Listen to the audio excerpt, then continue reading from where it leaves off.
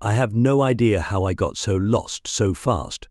I had overshot my turn on the highway, so I went down the next country back road instead, planning to make a U-turn at the first opportunity. But the road was too narrow, its ditches too deep, and the tree line too close for me to attempt anything of the sort, so all I could do was follow where it led. I went down that road for miles, twisting and turning so many times that I quickly lost any sense of what direction I was going. When I finally got back onto a straight road, I just assumed it was the same highway, or at least a highway, and started driving until I could find a sign that would give me some idea of where I was. I couldn't check my phone for directions since it's getting older and doesn't charge if the micro USB isn't in just right. I'd neglected to plug it in properly the night before, so it was as dead as a doornail. The sky wasn't any help either, being completely overcast without the slightest hint of the sun, so I still had no idea what direction I was heading. Still, I wasn't worried just yet. All I had to do was drive far enough, I thought, and I'd eventually see a sign that would help me get my bearings. So I kept driving, and driving, and driving. At first, there were a few barns and farmhouses scattered here and there, initially well kept but slowly turning more and more decrepit as the road wore onwards. The further I went, the more desolate the landscape became.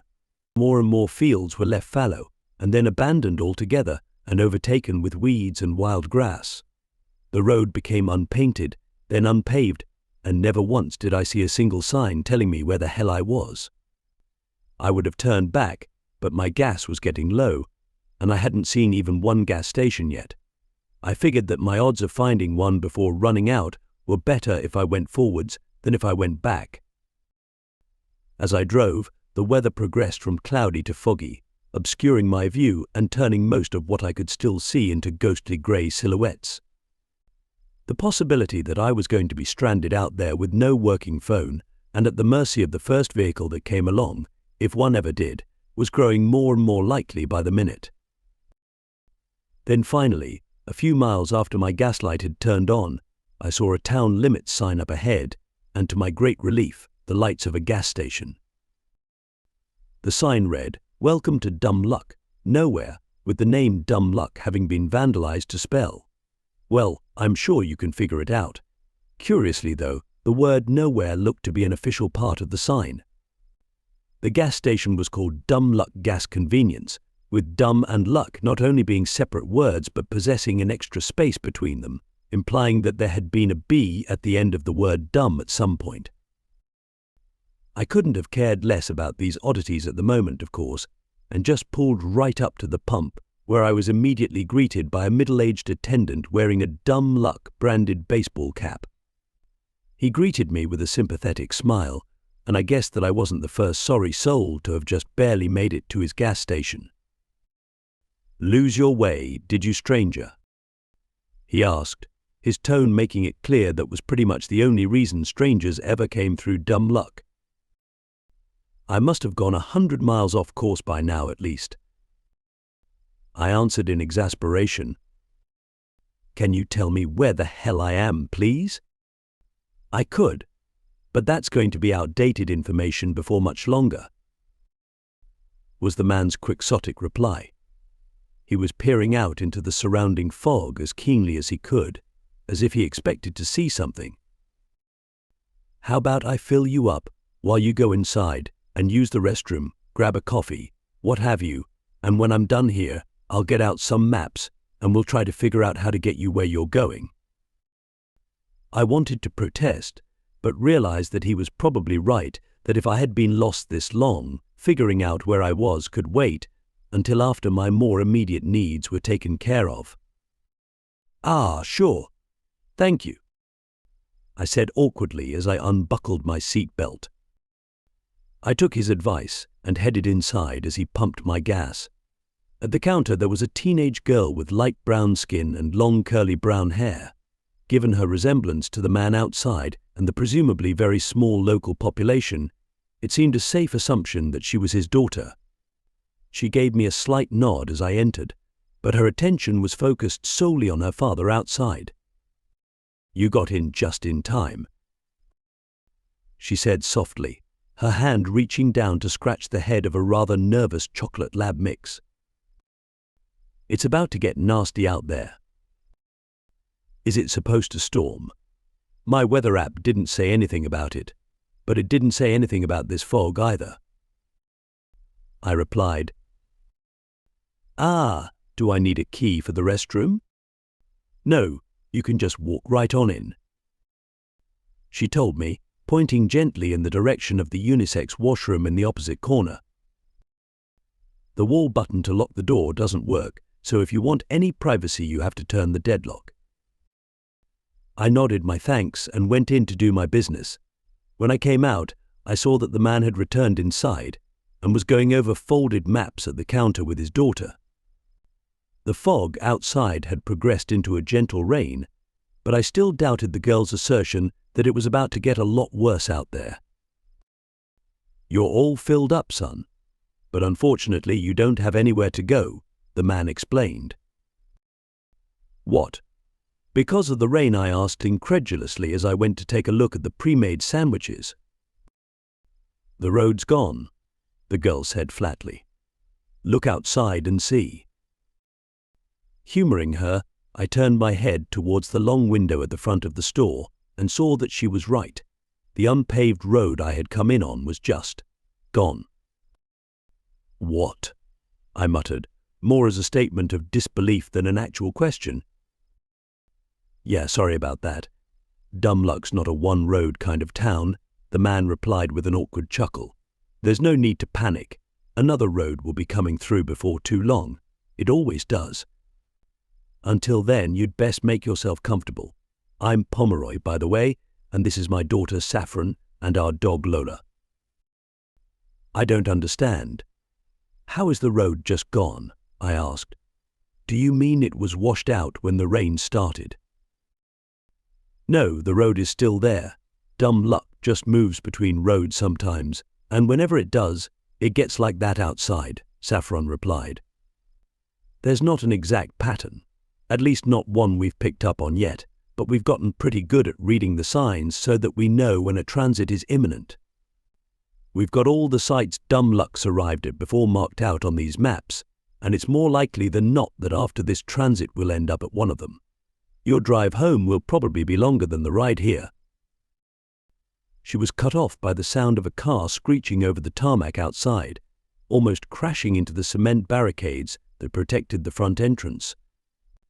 The driver immediately threw his door open and left it that way as he raced for the gas station, banging on the glass when he found the doors were locked.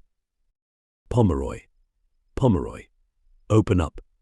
Open the door," he demanded frantically, looking behind him every few seconds in a delirium of paranoia. "I'm coming, Gatsby. Calm down," Pomeroy admonished him as he walked towards the door. "There's still time. The foghorns haven't sounded yet." The instant the door was unlocked, Gatsby pushed it open before Pomeroy even had a chance to, shoving him backwards. "Close it. Close it. Close it," he screamed. Lola started barking angrily at him, none too pleased with his rude treatment of her owner, but he couldn't have cared less. "Don't lock yourself in the bathroom again," Saffron ordered him. "Just because it's a transit event doesn't mean the rest of us don't need to use it. You want to hide somewhere, hide in the storage closet." "Can someone please explain to me what the hell is going on?" I demanded. "What happens during a transit event?" Before any of them could answer, a deep, resonant foghorn sounded somewhere in the distance. That was enough to send Gatsby running into the bathroom, slamming the door and locking it behind. "Asshole," Saffron muttered as she bent down to comfort her trembling dog.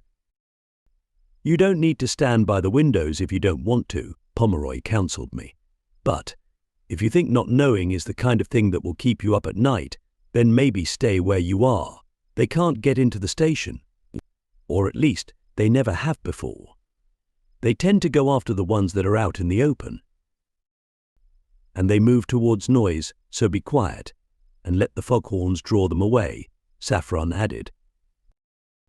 Another foghorn sounded, this one closer and with more of an otherworldly timbre to it. I stared out into the mists in confusion for a moment before spotting a monochrome figure, as grey as the fog itself, lurching out onto the empty space where the road had once been. The thing was tall and gaunt, wrapped up in a coarse grey fabric that didn't leave any visible skin, its head covered by a pointed hood and veil. The foghorn blasted again, and this time the figure wailed out in response, its voice saturated with anguish and regret. It started lumbering in the direction of the sound, though without any real sense of urgency. Its laboured movements made it seem more like it was on some sort of dreaded and exhausting errand rather than any sort of heartfelt mission. More wails erupted from behind it, and I saw more of the creatures staggering out of the fog. They all seemed stooped and defeated, their movements due solely to an inability to resist the lure of the foghorn. They let out pained and pitiful screeches as they hung and shook their heads, dragging their feet with every step. The dog whimpered softly, and Saffron clutched her tightly as she soothingly stroked her fur. "Quiet, Lola. Quiet," she gently shushed her. Just as I thought I saw one of the things outside start to turn its head towards us, another foghorn sounded and stole back all of its attention. It continued shambling on forward with the rest of the macabre procession. "You can whisper if you want," Pomeroy said as he slid up beside me, looking out the window as the parade of ragged ghouls made their way down the now absent road. "This station is pretty soundproof, and they always move towards the loudest noise. I'm pretty sure they can't see, or at least not very well." "What are they?" I asked as I stared out the window in dumbstruck horror. "I don't know too much about them, but the name the Forlorn seems to have stuck with them," he replied. "Wherever dumb luck goes when it moves between roads, it seems to straddle a limbo between our world and theirs." "Are they dangerous?" I asked, looking back at the bathroom where Gatsby had barricaded himself. "Yeah, they're dangerous," he said with a sad nod. "They're not malicious though, at least not necessarily. They seem to genuinely be in a lot of pain and misery, and if they encounter someone, all they can do is beg for help. The problem is, taking what they need from you leaves you like them, and doesn't seem to actually leave them much better off. I've seen it happen. The best thing to do is just keep out of their way until they pass, and don't draw attention to yourself." I wanted to press for more details, but I was interrupted by another foghorn. This one, however, dragged on for much longer than the others, becoming more and more distorted over time. The Forlorn took notice of the change too, halting their march forward and coming to a standstill as they listened with rapt attention to the new signal. "What's happening now?" I asked, turning back towards Pomeroy.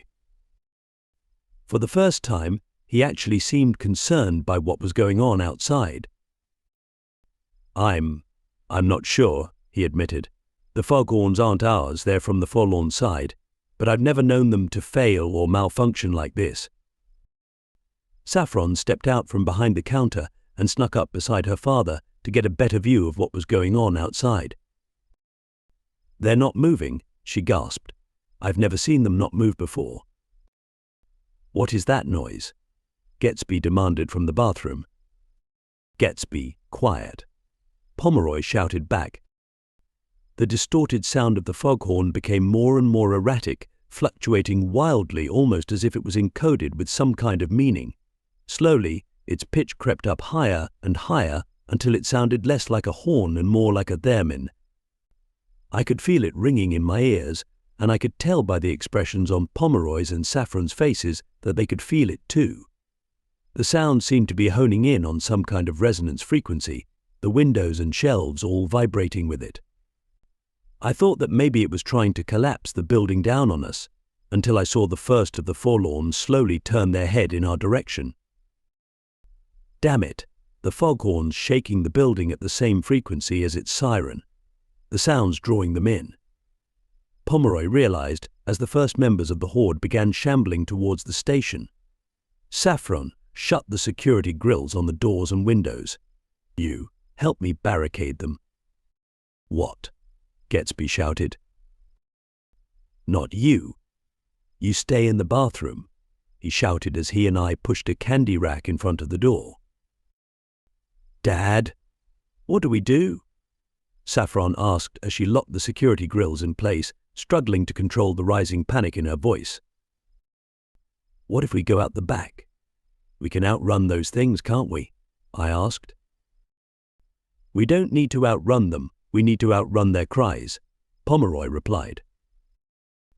As if to prove his point, one of the forlorn let out a ghastly, banshee-like wail that froze my heart solid, and that was with the background noise of the foghorn and the thick wall of the station still between us. If I had been outside, I didn't doubt that the sense of dread that cry could instill would be debilitating. "Dad, they're still going to break in. We can't hold them off for long," Saffron said. "This is a gas station. What if we go out and start a massive fire?" I suggested. "That would be suicide. And I don't think fire would stop them anyway," Pomeroy replied.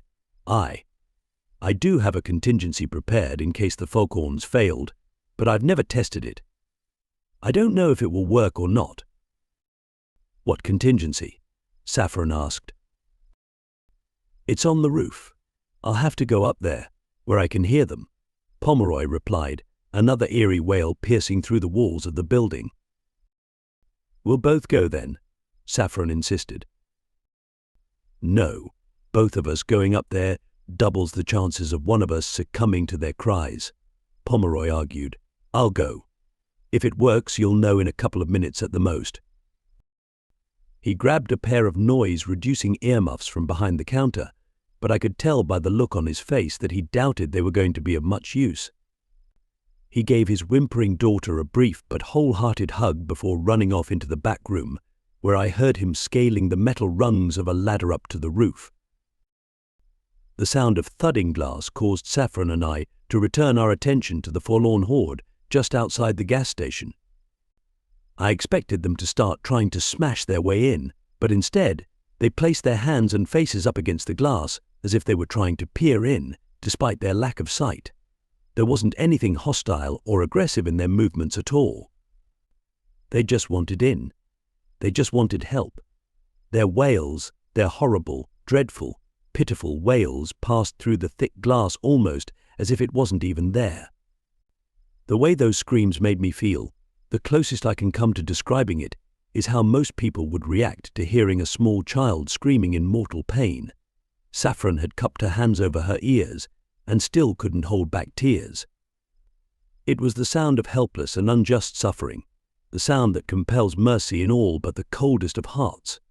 I could hear as clearly as words how much pain they were in how much they had suffered, how much they had sacrificed, how much they had endured. These beings were not my enemies, but the victims of some great and drawn-out atrocity. All they wanted was our pity. "What is the matter with you?" someone cried out from behind us. But I had been so focused on the forlorn, and the voice had taken me so completely off guard, that it took me a second to realize it was Gatsby. He had come out of the washroom, and tears were rushing down his cheeks. "Are you just going to stand there? They need help. For God's sake, let them in," he demanded. Saffron slowly lowered her hands from her ears, defensively positioning herself between Gatsby and the door. "Gatsby," she said softly, "go back into the washroom, now." "No," he muttered with a firm shake of his head. "They need help. We have to help them." He charged for the door, and Saffron held him back as best she could. Lola was spurred into action at the threat to her owner and began barking ferociously, sinking her teeth into Gatsby's calf. This was enough to spur me from my trance, and I locked Gatsby in a chokehold from behind and began pulling him backwards. He seemed more determined to just get to the door than in fighting us off, so I think I probably could have kept him like that until he passed out. However, our tussle was interrupted by what sounded like a rocket launching from the roof. It whistled through the air for several seconds, before finally exploding in a brilliant and thunderous starburst a few hundred feet away. "Fireworks," Saffron murmured in astonishment. Dad's using fireworks to draw them away. Sure enough, the forlorn all slowly turned away from the window and towards the source of the sound, far louder than anything the foghorns or the rattling gas station was capable of producing. Pomeroy shot off another volley, and the forlorn all started shambling towards the pyrotechnic explosions. As the sound of the wretched screams slowly began to recede, I let out a sigh of relief and released my grip on Gatsby. Sadly, this proved to be a mistake, as he immediately pushed past Saffron and ran out the front door. She wasted no time in closing and resecuring it, but before she had turned the last lock, we heard Gatsby scream. His screams went on, and soon we couldn't tell them apart from the rest of the forlorn's wails. Pomeroy kept shooting off fireworks from the rooftop, and the sound of their explosions kept drawing the forlorn away from us. Saffron and I were both worried that his supply wouldn't be able to last through the rest of the transit event, but before too long the forlorn all wandered off into the mists, their wails growing fainter and less frequent. Eventually they couldn't be seen or heard at all, and the corrupted foghorn finally fell silent. The mist slowly began to lift, and I could see that there was once again a road running past the station. We heard the sound of Pomeroy clambering down the ladder in the back room, and Saffron had thrown herself into his arms before he even had both feet on the ground. Lola was happy to see him too, jumping up and licking him in gratitude. He saw me standing by the window, and his gaze drifted towards the still open washroom door. "It was Gatsby, then?" he asked solemnly. "I hadn't been sure if it was you or him who ran out. He could have got you both killed." "It wasn't his fault, Dad," Saffron sobbed, still clutching onto him tightly. "But I know, he said softly. Once things had calmed down a bit, we figured out where Dumb Luck had ended up, and they helped me plot out a route back home. Pomeroy offered to comp my gas and other supplies, but I couldn't accept that after he had saved my life. I even paid him for the fireworks he had used. "I'm not sure that trick will work a second time," he said thoughtfully as he ran my card through. "That didn't seem like an accident, what happened to the foghorn. It seemed like something was trying to herd the forlorn towards us. I'm thinking I'm going to have to build an actual soundproof safe room to wait out transit events, and have multiple redundant audio lures in place to keep them away from the station." "If you don't mind me asking, sir, why stick around at all?" I asked. "I've tried leaving," he said with a brisk nod. "People like you can pass through Dumb Luck with no problem, but the further me or Saffron or anyone else who lives here gets from the town limits, the more we press into the realm of the forlorn. No, friend, I'm afraid we're stuck here." I wanted to argue with him, to insist there must be some way he and Saffron could escape, but Pomeroy hadn't survived in this place for so long by being a fool. I wouldn't have survived Dumb Luck if it hadn't been for his foresight, and so I decided not to insult him by saying that he just hadn't been trying hard enough all these years to get out. Instead, I thanked him again for saving my life, and gave him my phone number and email in case he ever needed me to repay him with whatever assistance I could offer. I bid him, Saffron, and their dog a heartfelt farewell before getting back into my car and setting out on the route they had plotted out for me.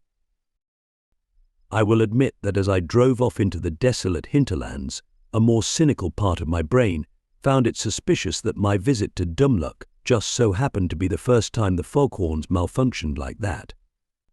Was it possible that I had been responsible for it somehow, or that Pomeroy and Saffron hadn't been completely honest with me for some reason? But as I glanced up into my rear-view mirror and saw Pomeroy climbing up on a ladder to replace the B on the gas station sign, I took it as an omen that it really was just Dumb Luck.